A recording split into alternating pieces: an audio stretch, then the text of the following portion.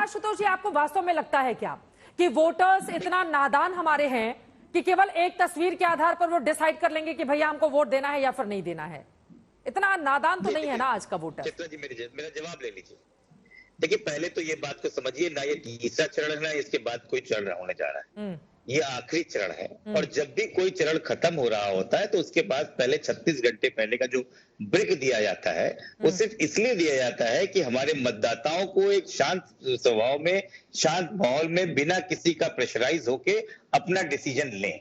इसी को आदर्श आचार संहिता कहते हैं। इसमें कोई त्रुटि नहीं है। हाँ। और ये हमारे संविधान में लिखा हुआ है, यही इलेक्शन कमीशन ऑफ इंडिया ने लिखा है। मेरा सिर्फ इतना कहना है, कोई साधना करे, कोई पूजा करे, कोई जागरण करे, कोई कुछ भी करे, क्या आदर्श आचार संहिता इस बात पे टूटती नहीं है कि किसी एक व्यक्ति को जो खुद एक प्रत्याशी है, जिसका कल पूरे दिन इलेक्शन चलेगा, वो लगातार न्यूज चैनल, मीडिया चैनल या प्रिंट चैनल पे रहता है। इससे क्या किसी को फर्क पड़ता है या नहीं पड़ता है वो एक दूसरी बात है। लेकिन जो रूल्स हैं, जो नियम हैं, अगर हमारा मीडिया पे उस पे नहीं चलता है तो मीडिया को भी सोचना चाहिए। कम से कम अपने मीडिया के लिए तो थोड़े ना बने हुए हैं सर, सारे नियम क्या मीडिया के लिए बने हुए हैं? अब उधर मटन पार्टी चल रही है, आप तस्वीरें दिखा रहे हैं, ठीक है, उधर सारी नेताओं को दिखाया जाता है। मल्लिकार्जुन खड़गे का इंटरव्यू आज ही चलाया है हम लोगों ने, आशुतोष वर्मा जी। सारे नियम मीडिया कर्मियों के लिए बनेंगे क्या? ये नेताओं ने बड़ा अच्छा तय कर दिया है कि जितने कदम है सारे आप मीडिया कर्मियों के लिए बना दीजिए। एक मिनट, मीडिया को ये लिबर्टी है, वो किसी भी प्राइम मिनिस्टर का हो या पोजीशन का मिनिस्टर हो, उसको एंट्री मिलती है, उसको कैमरा जाने को मिलता है।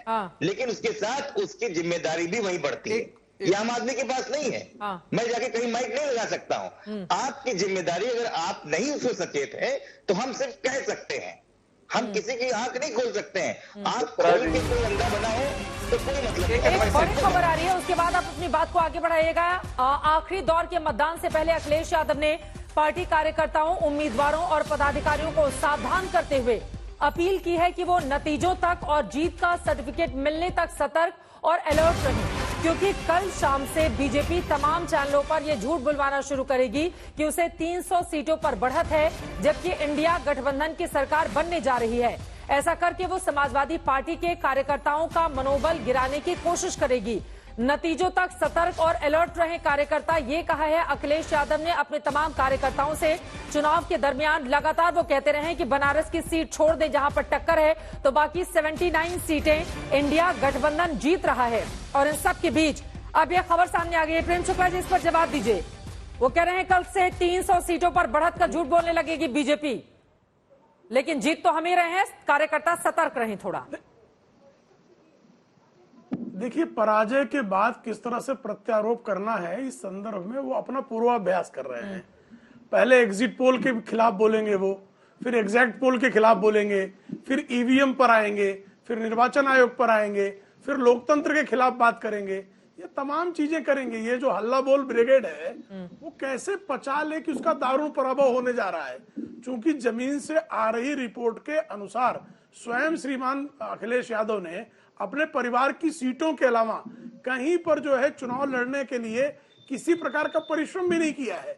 वो भली भांति जानते हैं कि 2014 में 5 सीटें उनको मिली, 2019 में जब बबुआ बुआ के चरणों में नतमस्तक हो गए उसके बाद भी 5 से 6 सीट नहीं हुई। इस बार तो उनके साथ बुआ भी नहीं है, उनके साथ 2 लड़कों का जोड़ा है जिसने जो है उनको इतना भयंकर तोड़ा था 2017 में कि उनकी सीटों की संख्या 20% भी असेंबली में नहीं रह गई थी। तो ऐसे में जो है आपने सामने खड़े दारुण पराभव को देखते हुए अभी से वो पराजय को अस्वीकार करने का, पराजय तो स्वीकारना पड़ेगा ही, लेकिन शोर मचाना उसका पूर्वाभ्यास कर रहे हैं। वो इसी तरह का पूर्वाभ्यास करते रहे, अभी से रोना प्रारंभ कर देंगे तो कुछ गम उनका गलत हो जाएगा आखिरी परिणाम आने तक। और वो जो है 2 लाइन में आशुतोष वर्मा जी आप जवाब दे दें, बाकी लोगों के पास जाना है। ईश्वर उनको शक्ति प्रदान कर देगा। हाँ ठीक है, उनके आरोपों पर आशुतोष वर्मा जी।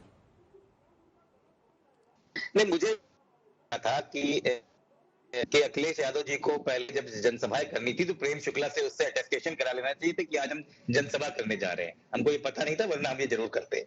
देखिए, मॉरली और फिजिकली हम लोगों ने जितनी मेहनत करनी थी वो हमने की है, लेकिन मेंटली मेहनत बहुत जरूरी है। हम जानते हैं भारतीय जनता पार्टी जमीन पे हमसे नहीं लड़ सकती, लेकिन मेंटली और मॉरली वो हमसे लड़ती रहती है। वो सारी अपनी टैक्टिक्स यूज करती है।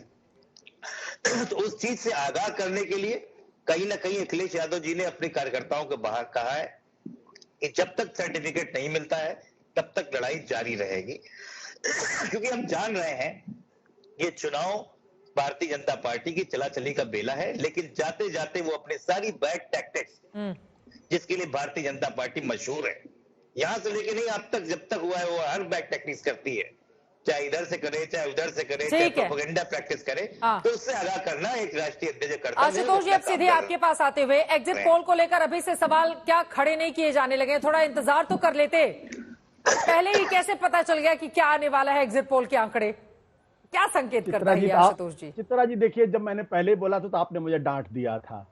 अरे भाई मैंने मीडिया पे थोड़ी बात की थी, मैंने तो अरे आप मुझे श्राप दे रहे हैं तो मैं कुछ तो बोलूं कि ना आशुतोष जी? नहीं, मैं आपको श्राप नहीं दे सकता हूँ चित्रा जी, क्योंकि मैं उस मीडिया का हिस्सा हूँ और ये तस्वीर मैं भी चला रहा हूँ। हाँ। ये तो हमारी मजबूरी है ना। मैं तो उस मल्टी कैम की बात कर रहा हूँ जो प्रधानमंत्री की तस्वीर खींच रहा। हाँ। मैं एक ही चीज कहना चाहता हूँ भाई, ये हमारे प्रेम शुक्ला जी और आशुतोष शर्मा जी, अभिषेक झा जी, ये सब राजनीतिक लोग हैं। एक दूसरे को उनको टीका टिप्पणी करने दीजिए, वाद विवाद करने दीजिए। राजनीति का मजा ही इसी में, जब एक दूसरे टीका टिप्पणी तो मजा कैसे आए। एक चीज मैं जरूर चाहता हूँ, प्रधानमंत्री जी वहां पे है विवेकानंद जी के शिला के ऊपर, विवेकानंद जी ने एक बहुत अच्छी बात कही थी। उन्होंने कहा था हिंदुस्तान जो बनेगा वो हिंदू माइंड और मुस्लिम बॉडी से बनेगा।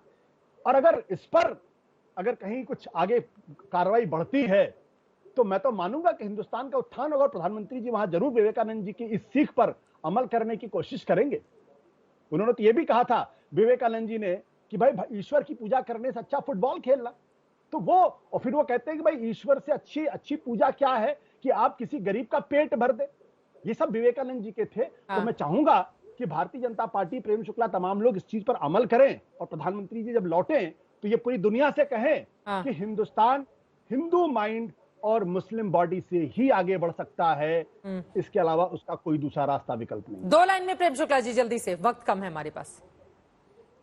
देखिए, दरअसल आशुतोष जी भी चीजों को समझ नहीं पाते। सबका साथ, सबका विकास, सबका विश्वास, सबका प्रयास, इस मूल मंत्र में स्वामी विवेकानंद जी का जो वचन है वही समाहित है। और हर गरीब का पेट भरना ये प्रधानमंत्री जी ने ही साकार किया। नहीं तो सपा के कार्यकाल में खाद्य घोटाला होता था और कांग्रेस के कार्यकाल में कहते थे कि हम अनाज सड़ा देंगे, बांट नहीं पाएंगे।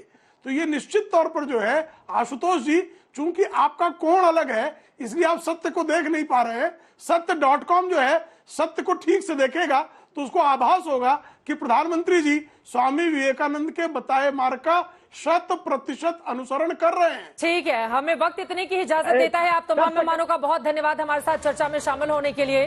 स्वामी विवेकानंद ने यह भी कहा था, उत्तिष्ठ जागृत प्राप्य वरान्य बोधत, यानी कि उठो, जागो और अपने लक्ष्य तक पहुंचने के पहले मत रुको। सभी पार्टियों की ओर से ऐसी कोशिशें की जा रही हैं। ऐसी कोशिशें प्रधानमंत्री नरेंद्र मोदी उस जगह से कर रहे हैं जहां पर स्वामी विवेकानंद ने साधना की थी।